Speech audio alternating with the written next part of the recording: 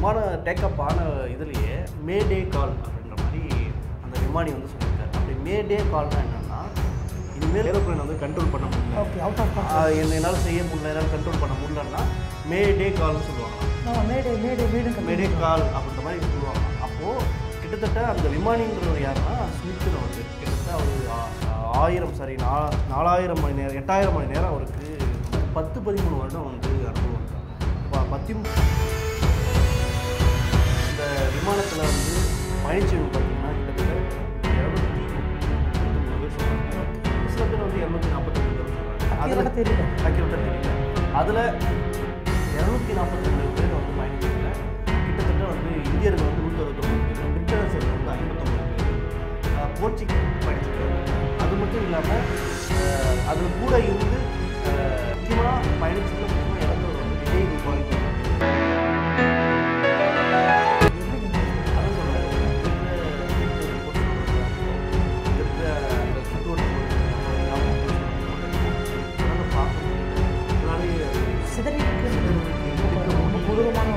ரொம்ப மோசமான வாழ்க்கையில் அவங்க நினச்சி கூட பார்க்கணும். அதுவும் அந்த 2 படத்தில் இதனால் அதை பார்க்க கூட முடியல.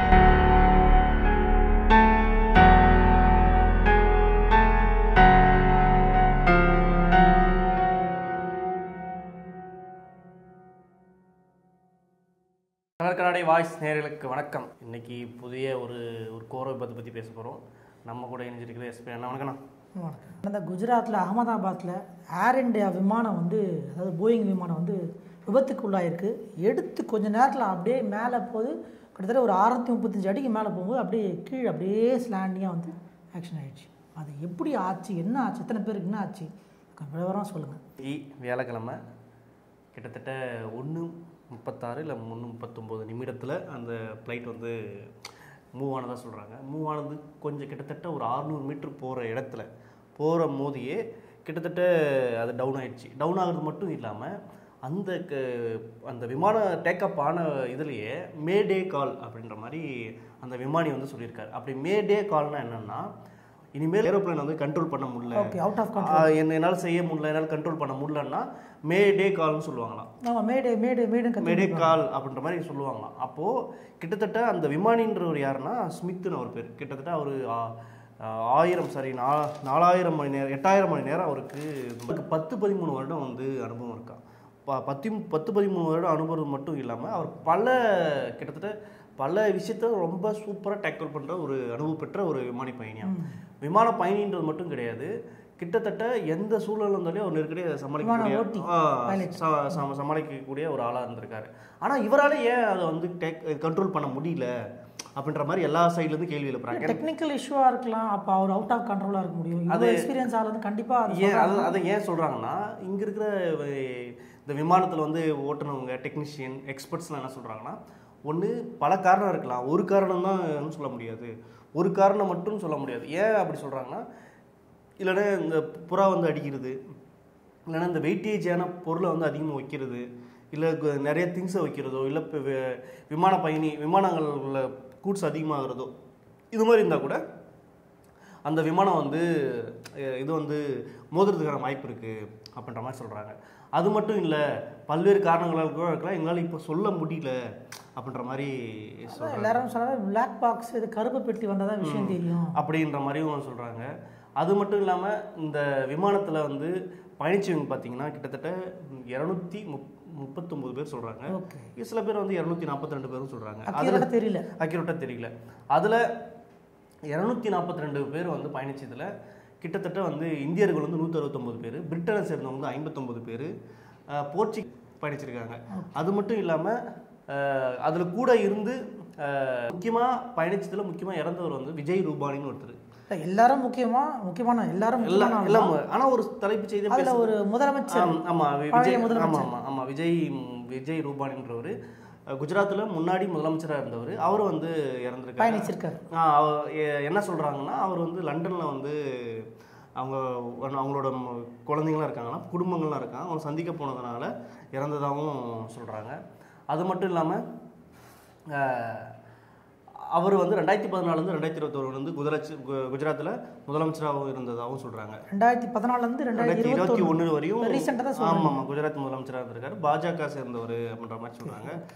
59 பிரிட்டனை சேர்ந்தவங்க அப்படின்ற மாதிரி சொல்கிறாங்க. 169 பேரில் வந்து இந்தியர்கள், அது பெரும்பாலும் குஜராத் சேர்ந்தவங்க அப்படின்ற மாதிரி சொல்கிறாங்க. இதில் மிக முக்கியமான ஸ்பெசிஃபிக்காக நம்ம பார்க்க வேண்டியதுன்னா இதில் 4 இளம் குழந்தைகள், சின்ன குழந்தைங்க, கை குழந்தை மாதிரி. ஆமாம், சிறார்கள் ஒரு விளையாடுற பசங்க, ஒரு 10-12 வயசு அந்த மாதிரி ஒரு 7-8 பேர் இருந்திருக்காங்க.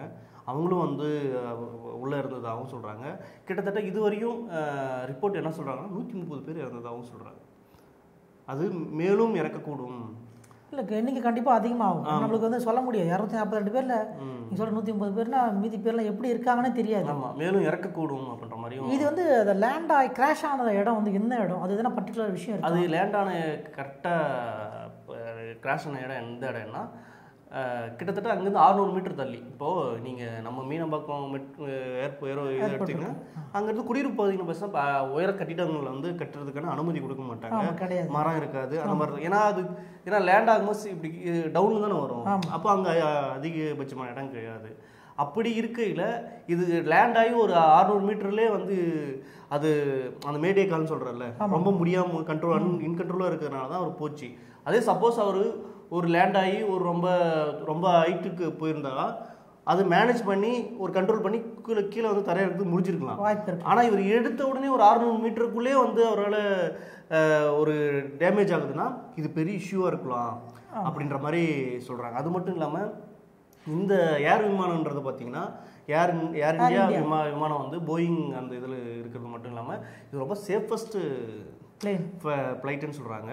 அது மட்டும் இல்லாமல் இதுவரையும் எந்த பெரிய சேதாரமும் நடந்தது கிடையாது. ஆல்மோஸ்ட் ஒரு 13-14 வருஷமா எந்த பிரச்சனையே இல்லை அந்த மாதிரி தான் தரவுகள் சொல்கிறாங்க. அங்கே இருக்கிற எக்ஸ்பர்ட்ஸ்லேருந்து பைலட்டில் முன்னாடி இந்த ஒர்க் பண்ணவங்க எக்ஸ்பர்ட்ஸ்லாம் அதான் சொல்கிறாங்க.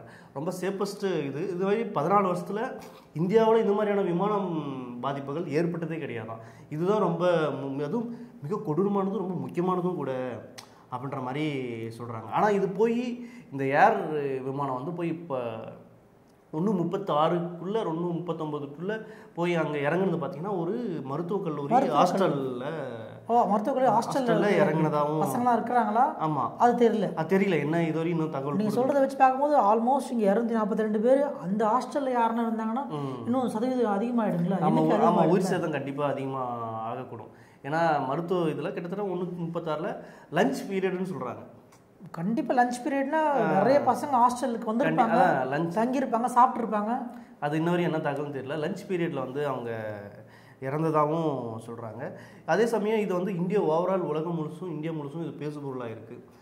எப்படி பேசுபொருளாக இருக்குன்னா 246 பேர் பயணிச்சதில் முக்கியமாக பிரிட்டனை சேர்ந்தவங்க ஒரு 60 பேர் சொல்கிறீங்களா? பிரிட்டனை சேர்ந்தவங்க 60 பேர் இருக்காங்க. எல்லா உயிரும் முக்கியமானவங்க. பிரிட்டனு இந்தியா அதெல்லாம் பாகுபாடு கிடையாது, இருந்தாலும் பார்க்க வேண்டியது இருக்குது. அது மாதிரி அப்படி இருக்கிற போது இது ரொம்ப முக்கியமான சுச்சுவேஷனாக ரொம்ப கிட்டி அங்கே இருக்கிற ஊர் கிராம மக்களாக இருக்கட்டும், அங்கே இருக்கிற அந்த ஏர்போர்ட் சுற்றி இருக்கிற இவங்களாம் ரொம்ப பதட்ட நிலையில் தான் இருக்காங்க அப்படின்றதாகவும் சொல்கிறாங்க. அது மட்டும் இல்லாத அமித்ஷா அதே மோடி இவங்கெல்லாம் வந்து பேசியிருக்காங்க. அதாவது அமித்ஷா கிட்ட மோடி அவர்கள் பேசியிருக்காங்க. மோடி அவர்கள் ரெண்டு பேரும் உரையாடிக்கிறதா சொல்லியிருக்காங்க. டிஸ்கஸ் பண்ணும்போது இந்த மாதிரி பெரிய பிரச்சனை இருக்குன்ற மாதிரி சொல்லியிருக்காங்க. மோடி வந்து விரைந்து அந்த இடத்துக்கு போகிற மாதிரி சொல்கிறாங்க. என்ன சரி, ஓகே, விரைந்து போகிறது தப்பு கிடையாது, இருந்தாலும் டேமேஜ் தான். அது அவ்வளோ உயிர் சேதம் தான்.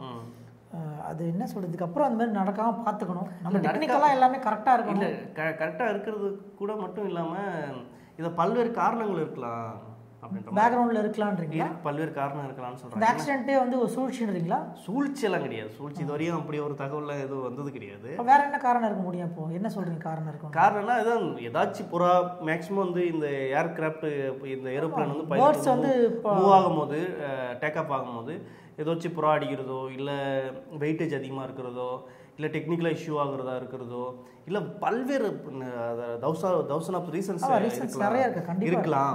ஆனால் அது போக தான் வரும் அப்படின்ற மாதிரி சொல்கிறாங்க. 133 பேர் வந்து 133 பேர் இறந்துருக்கா சொல்கிறாங்க. இன்னும் மேலும் இறந்துட்டே இருக்காங்கன்ற மாதிரி சொல்கிறாங்க. அதே மாதிரி கட்டிடத்தில் கீழே இறங்கும் போது இடிபாடில் இறந்து கிட்டத்தட்ட யாருக்கும் சரியாக ஒரு 90% உடம்புகள் வந்து கண்ணுக்கு கிடைக்காத அளவுக்கு சிதறி கிடக்கிறதாகவும் சொல்கிறாங்க. உடம்பு வந்து அங்கே இருக்கிற இல்லை கிராஷ்ன்றது உண்மையாக ரொம்ப சிவியரான கிராஷ். ஒரு ஓப்பன் பிளேஸில் வந்து கிராஷ் விழுந்தால் கூட கொஞ்சம் டேமேஜ் கொஞ்சம் கம்மியாகும். இது பில்டிங் மேலே விழுந்து பில்டிங்கில் இருக்க ஏற்கனவே பிரச்சனை, அதுவும் இதுவும் சேர்ந்தா இன்னும் அதிகமாக தான் இருக்கும். அதில் வேறு எத்தனை பேர் இறந்தாங்கன்னு தெரியல. இதில் வேறு கிட்டத்தட்ட 133 பேர். நீங்கள் இது ஃபர்தராக வந்து இன்க்ரீஸ் தான் ஆக போகுது, அதில் எந்த ஒரு மாற்றமும் கிடையாது.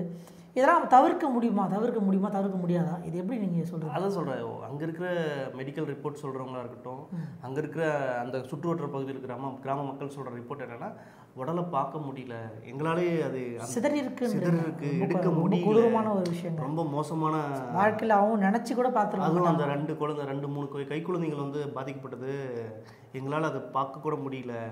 அதே சமயம் இதுவரை 130 உடல்கள் எடுத்திருக்காங்க. இன்னும் நிறைய உடல்கள் எடுக்கிறதுக்கான இப்போ எக்யூப்மெண்ட்ஸு அங்கே இருக்க 90 மீட்பு குழுவில் 90 பேர் உறுப்பினர்கள் வந்து அங்கே போயிருக்காங்க. எனக்கு என்னன்னா வந்து இப்போ எமர்ஜென்சிக்கு 90 பேர் போயிட்டாங்க. இவ்வளோ டேமேஜ் ஆகிருக்கு. 90 பேர் பத்துமா? இல்லை முதற்கட்டமாக ஸ்பாட்டில் வந்து போயிருக்காங்க. இல்லை முதற்கட்டமாக போயிருக்காங்க. முதற்கட்டமாக வந்து நடவடிக்கைங்க இல்லை மேலும் கூடுதலாக வேணும். இல்லை ஏன்னா கீழே வந்து கண்டிப்பாக வேணும். அது இடிபாடுகள் நீக்கி எடுக்கணும். ஏன்னா அது மோதி இருக்கிறது பார்த்தீங்கன்னா மருத்துவக் கல்லூரியில் மோதி இருக்காங்க. இப்போ மோதி இருக்கும்போது கண்டிப்பாக இன்னும் நிறைய கூடுதலான விஷயங்கள் தேவைப்படுது அப்படின்றதா இருக்குது. அதே மாதிரி இதுவரை 134 பேர் இறந்துருக்காங்க. இன்னும் கூடுதலாக கூட இறக்கலாம். நாம் எண்ணிக்கையில் வந்து எனக்கு தெரிஞ்ச ஒரு 300 அந்த மாதிரி கூட போகலாம். நேரத்தில் இன்னும் இன்க்ரீஸ் ஆகிட்டு இருக்கலாம். அப்போது இது வந்து உலகத்தையே வந்து அதிர்ச்சி தரக்கூடிய விஷயங்கள் நிறைய இடத்துல நான் கேள்விப்பட்டிருக்கேன். அந்த ஏர்பிளைன் வந்து கடல்களை வந்து ஒரு அந்த இது ட்ரையாங்கிள் இதில் போயிடும், எங்கே போச்சுன்னே தெரியாதுன்னு சொல்லுவாங்க. சரி அதெல்லாம் கூட சரி, கடலில் ஒன்றும் தெரியாத இடத்துல போகுது. கண்ணுக்கு தெரிஞ்சு ஒரு பிளேன் வந்து மேலே ஏறி கீழே இது புதுசாக இது ரொம்ப கஷ்டமாக இருக்குது நினைக்கிறேன். டேக்கப் ஆகி 600 கிட்டத்தட்ட ஒரு 600 மீட்டர்ல டேஸ் ஆயிருக்குல்ல, கிராஸ் ஆயிருக்குல்ல, பெரிய பிரச்சனைக்குரிய ஒன்று தான் அப்படின்றதான் சொல்கிறாங்க.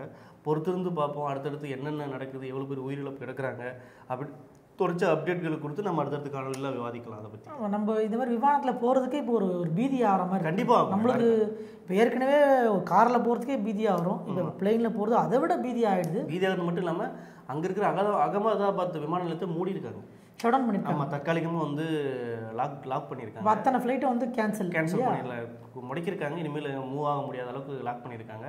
ஆனால் தொடர்ச்சி பார்ப்போம். ஏன்னா அங்கே எவ்வளோ பயணிகள் நம்பி இது ஆக்சுவலாக உண்மை விஷயம் வெளில வரும்ன்றீங்களா, வெளில வராதுன்றீங்க? இல்லை வரும், இல்லை அன்றாடம் என்ன நடவடிக்கை எடுத்துகிட்டு தான் இருக்காங்க, இப்போ பேசிட்டு தான் இருக்காங்க.